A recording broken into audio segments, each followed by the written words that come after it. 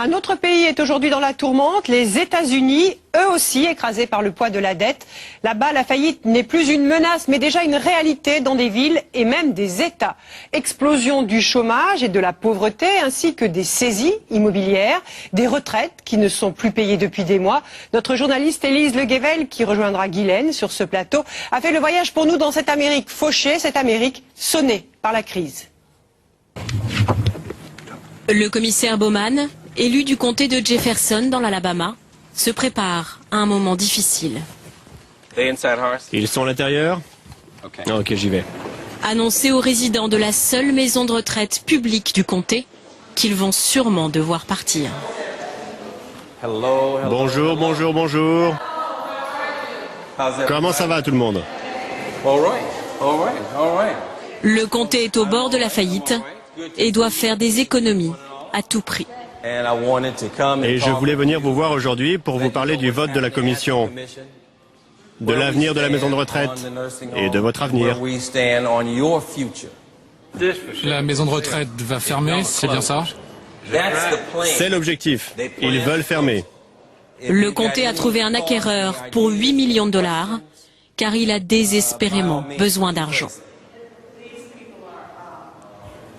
C'est notre maison ici.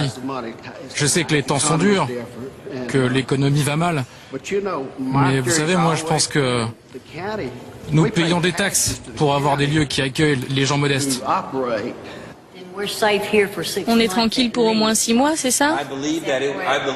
Je pense que oui, ça prendra au moins ce temps-là. On voudrait vous remercier pour avoir essayé de nous défendre.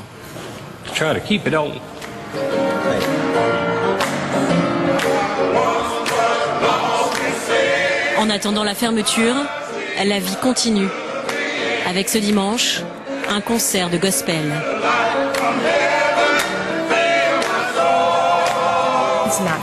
Ce n'est pas juste. Ça sera loin d'être suffisant de toute façon pour rembourser les milliards de dollars que le comté de Jefferson doit. C'est devenu presque insoutenable ici. Le comté de Jefferson fait la taille d'un département français. Il pourrait atteindre un triste record, la plus grosse faillite d'une collectivité locale aux États-Unis. Il est loin d'être le seul. Nous allons vous emmener dans une Amérique qui ne paye plus ses retraités et abandonne certains quartiers. Une Amérique gangrénée par ses déficits. Voyage au cœur de la faillite.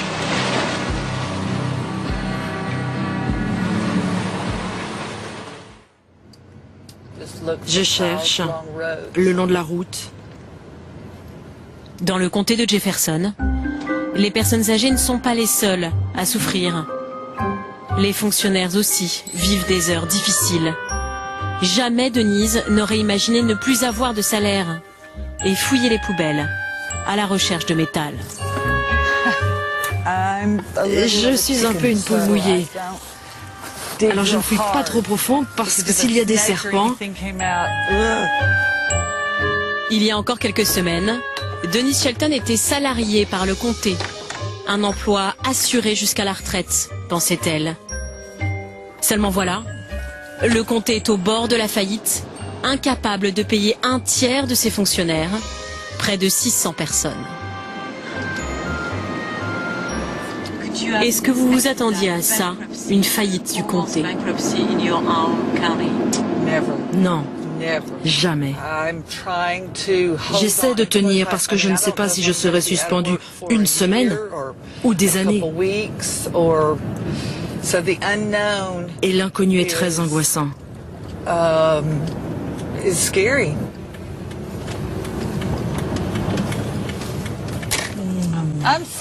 Excusez-moi, c'est la première fois que je viens ici. Je dois me garer là-bas? En attendant de toucher à nouveau son salaire ou d'être définitivement licenciée, Denise Shelton se débrouille. Elle espère obtenir un bon prix chez un ferrailleur, de quoi payer ses factures. Vous en espérez combien? 50 dollars. 50 dollars, ça serait bien. Denise en obtiendra finalement beaucoup plus, 230 $. De quoi tenir, en attendant que son sort et celui des quelques 600 fonctionnaires suspendus soient scellés. Denise, comme la plupart, travaillait ici à Birmingham, la ville principale du comté de Jefferson. Au siège, les bureaux vides sont autant de traces visibles de la faillite du comté. Normalement, tous les bureaux sont occupés. Et là, on est à 25% de notre capacité. Et lui, il a été suspendu. Nous sommes ici à l'étage du département informatique. Et Kevin nous fait tristement l'inventaire des derniers départs. Ils étaient là il y a encore 2 mois. Lui aussi. Et on ne sait pas s'ils reviendront. C'est aux élus du comté de décider. Ça dépend du budget, c'est ça? Pour l'instant, ils ne sont pas prévus dans le budget. À moins que le comté ne reçoive une aide exceptionnelle, ils ne reviendront pas. Beaucoup pensaient avoir cet emploi à vie. L'espace ouvert au public, en revanche, promet de longues heures d'attente.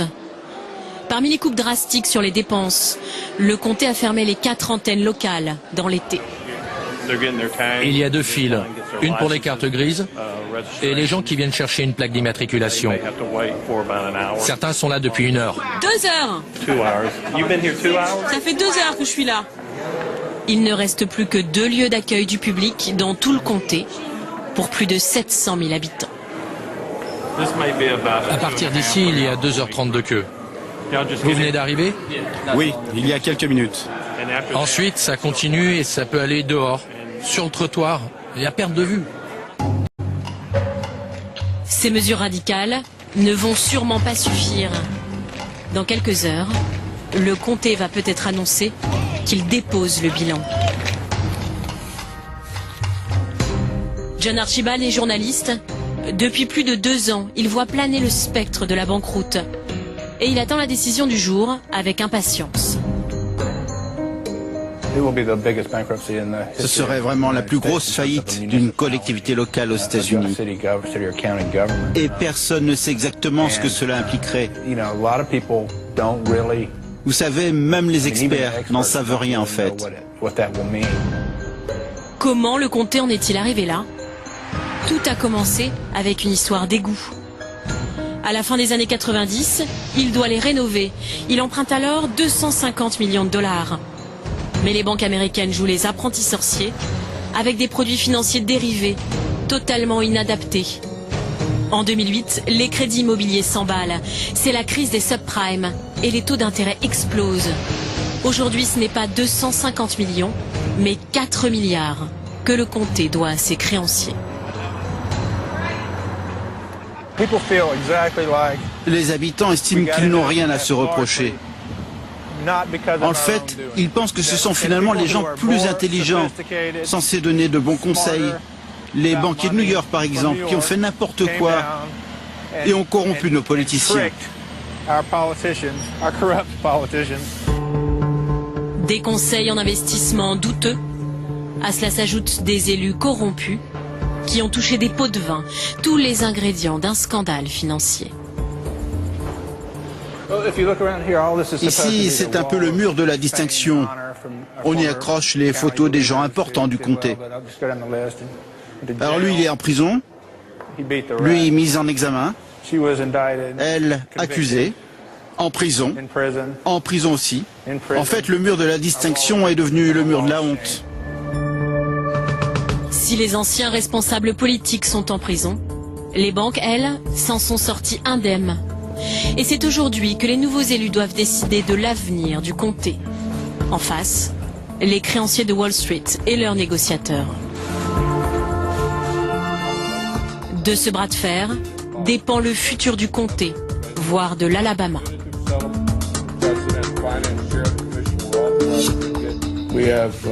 À 4 contre 1, nous avons trouvé un accord. Voici une copie pour les journalistes. Les banques ont finalement accepté d'effacer 1 milliard de dettes. À 4 voix contre une, les élus ont choisi de payer et éviter la faillite. Mais il leur reste plus de 2 milliards à rembourser. Les restrictions budgétaires risquent encore de s'aggraver. Denise a regardé le délibéré de la commission minute par minute et la déception se lit sur son visage. Il n'y a toujours pas de vraie décision. On ne sait pas de combien les taxes vont augmenter.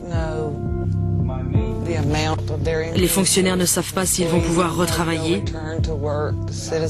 Et le comté peut toujours faire faillite. Denise espérait autre chose. Une aide de l'État, par exemple, de façon à retrouver son poste, car elle est la seule source de revenus du ménage. Bon courage, mon amour. Ça va bien se passer. Son mari Brian a été licencié il y a 3 ans. Aujourd'hui, il a enfin décroché un entretien. N'oublie pas, ils sont prêts à aller 10% au-dessus de ce qu'ils te proposent. Ne te sous-vends pas. Je t'aime, je suis fière de toi. Tu vas y arriver.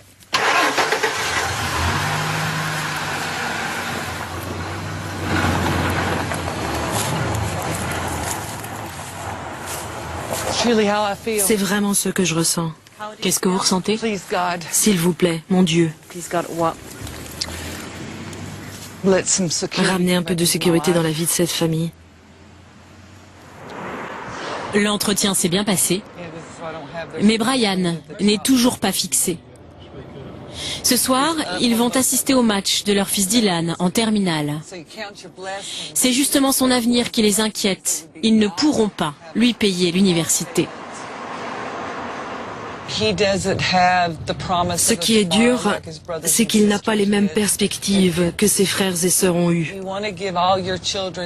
C'est mon petit dernier. Et c'est très dur quand on est une mère de ne pas pouvoir offrir les mêmes chances à tous ses enfants.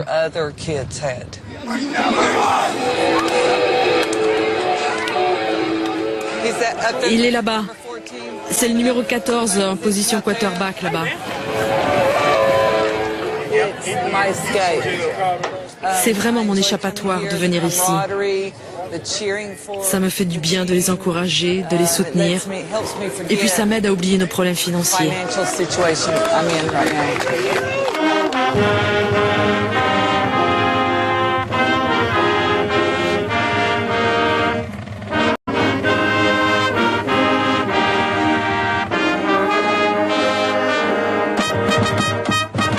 Le comté de Jefferson a évité la faillite de justesse, mais il n'est pas certain que cela suffise. Il faut faire quelques centaines de kilomètres vers le sud de l'Alabama pour comprendre que certaines villes ont dû aller beaucoup plus loin. Nous arrivons à Pritchard. Ici en 2009, l'impensable s'est produit. La ville a tout simplement arrêté de payer les retraites de ses anciens employés. Django. C'est au bout de ce sentier, au milieu de la forêt, que nous avons retrouvé une de ces laissées pour compte. À 65 ans, Gloria Howard vit ici, dans ce bungalow isolé.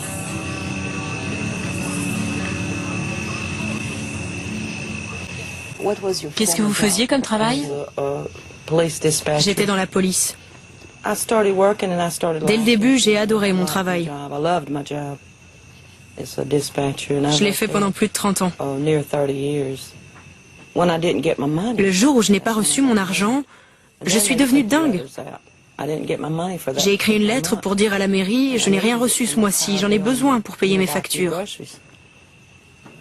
C'était en octobre 2009. J'étais folle, parce qu'ils ont volé notre argent. Gloria a d'autant plus besoin de la retraite pour laquelle elle a cotisé, qu'elle souffre d'un grave handicap et qu'elle ne peut pas travailler.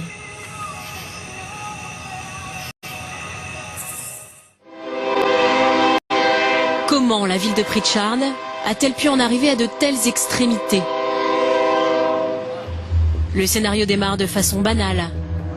Dès les années 80, les entreprises désertent la ville et la population diminue presque de moitié. Aux États-Unis, chaque ville s'occupe des retraites de ses fonctionnaires. Avec des rentrées d'argent de plus en plus maigres, Pritchard ne peut plus faire face.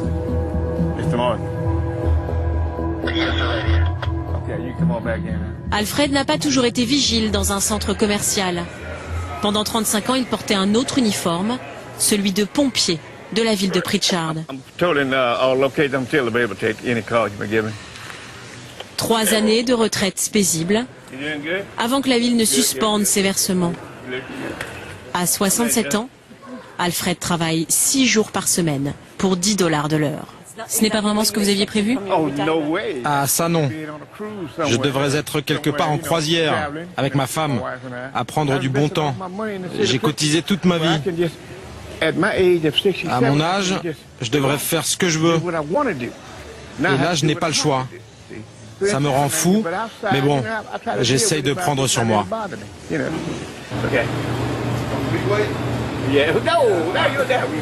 Pendant 21 mois, Alfred et son épouse n'ont pas touché 1 centime de leur retraite. La ville leur doit pourtant $5 000 par mois. Car ils étaient tous les deux employés de Pritchard.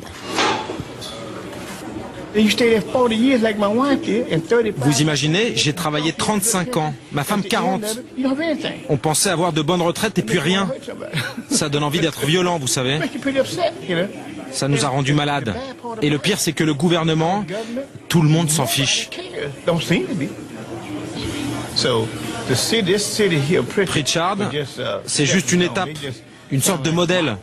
Parce qu'aucune ville ne veut payer les retraites. Et si Pritchard s'en tire comme ça, tout le monde va vouloir faire pareil.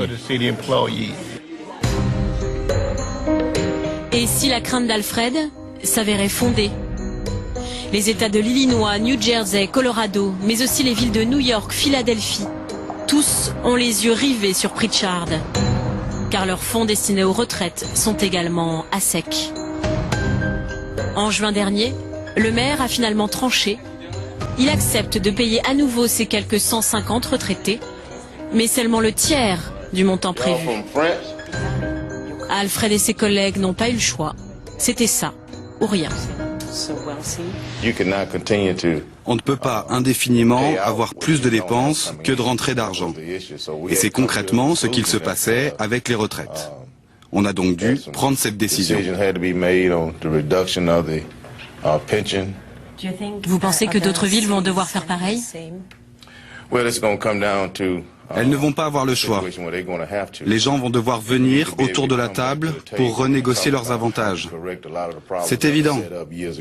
On ne peut plus payer aujourd'hui ce que l'on payait hier. Le dilemme est terrible. D'un côté, des communes qui, au nom de leur survie, doivent revenir sur leurs engagements. De l'autre, des histoires humaines tragiques. 18 retraités sont morts. Certains se sont suicidés.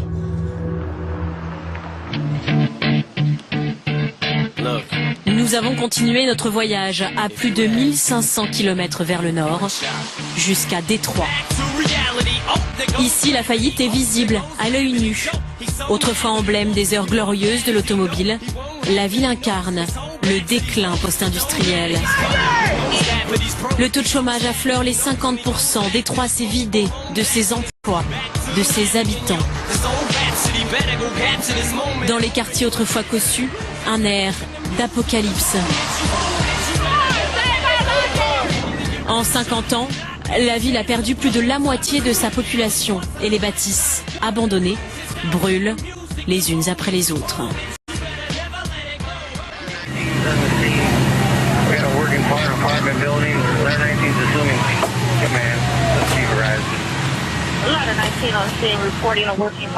Hey, venez par là, ça va mouiller.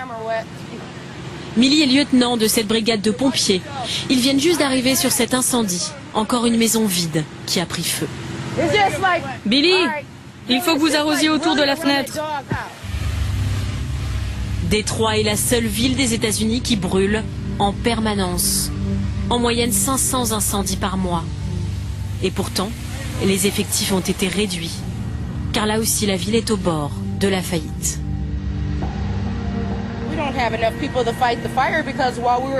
On n'est vraiment pas assez nombreux. Je suis arrivée sur ce feu et on a reçu un autre appel pour un incendie un peu plus loin. Donc j'ai dû laisser 3 pompiers tout seuls ici. C'est inacceptable. Un jour, mes hommes seront fatigués.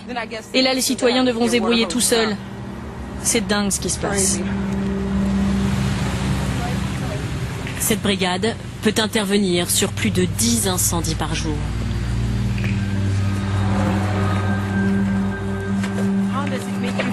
Ça vous inspire quoi? Ça me fait vraiment mal. Ça n'aurait pas dû arriver parce que cette maison aurait dû être détruite il y a 20 ou 25 ans. Mais voilà, ils ne la détruisent pas et voilà ce qui se passe. La ville n'a plus d'argent. Thank you. For goodness.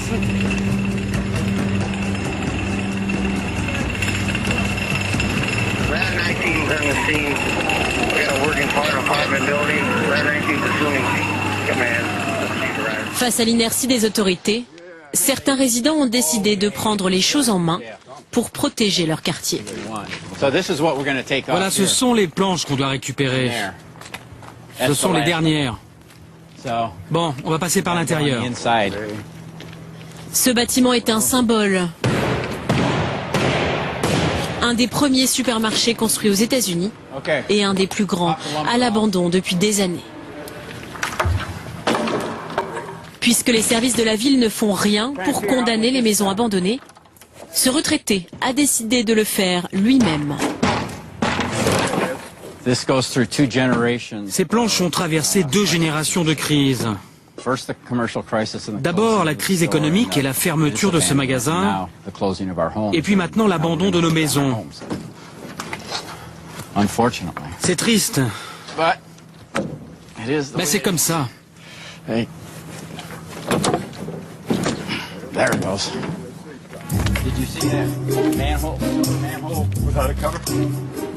Attention, il y a du vent.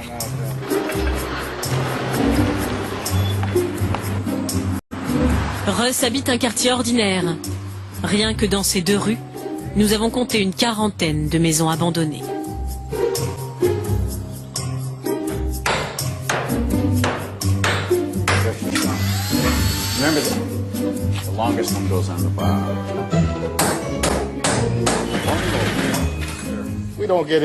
On n'a aucune aide de la ville, donc on est obligé de le faire nous-mêmes. On a essayé de contacter tout le monde en vain.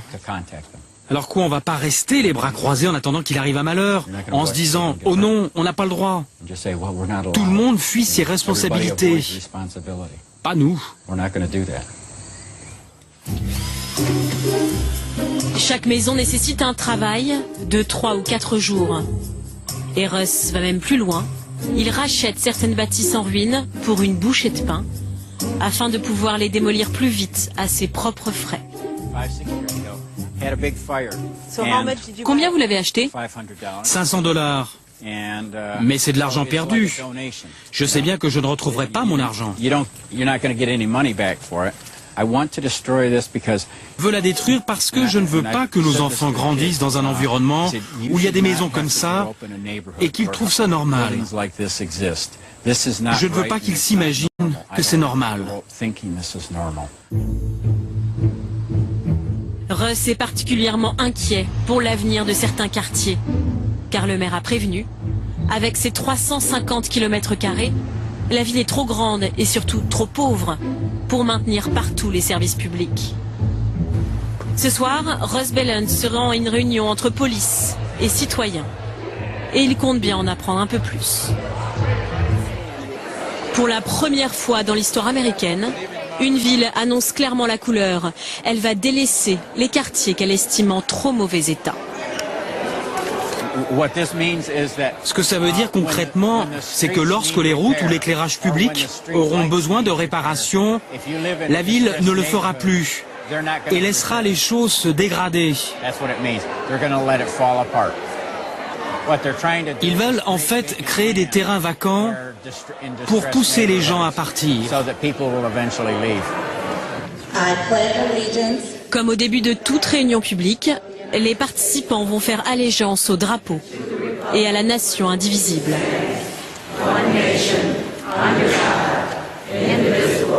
Drôle d'Amérique qui martèle son unité tout en abandonnant certains quartiers.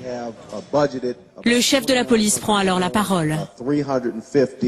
Nous sommes là, ici ce soir, pour se parler franchement et se dire les choses. La réalité, c'est que la ville de Détroit fait toujours 350 km².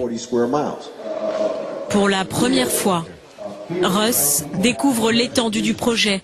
Quels quartiers vont être favorisés et quels quartiers vont être négligés. Si vous regardez cette carte, vous pouvez voir les petites zones violettes. Ici et là, ce sont vraiment les meilleurs quartiers. C'est là où ils vont concentrer toutes les ressources. Ensuite, toute la zone orange, beaucoup plus grande, ce sont les quartiers qui vont être abandonnés, avec les gens qui y habitent. Ce que la ville dit concrètement, c'est on n'a plus les moyens de protéger tout le monde. On n'a pas l'argent. Dans ces fameux quartiers oranges, la police ne fera plus de patrouille. L'éclairage public ne sera pas remplacé. Les routes et les arbres ne seront plus entretenus. Dans ces fameux quartiers oranges, il y a pourtant des habitants attachés à leur maison. Madame Finch vit ici, à Cadillac Street, depuis 60 ans. De part et d'autre de chez elle, des maisons squattées. Et la nouvelle politique de la ville la révolte.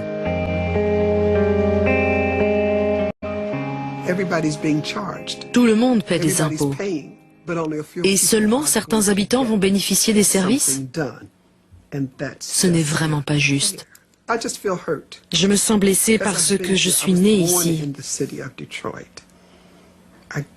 J'ai grandi ici. J'ai travaillé. J'aime cette ville. Vous croyez qu'ils veulent faire disparaître certains quartiers? C'est ça. Se débarrasser de nous, comme s'ils avaient honte. Faire comme si l'Est de Détroit n'existait pas. Et ce n'est pas juste.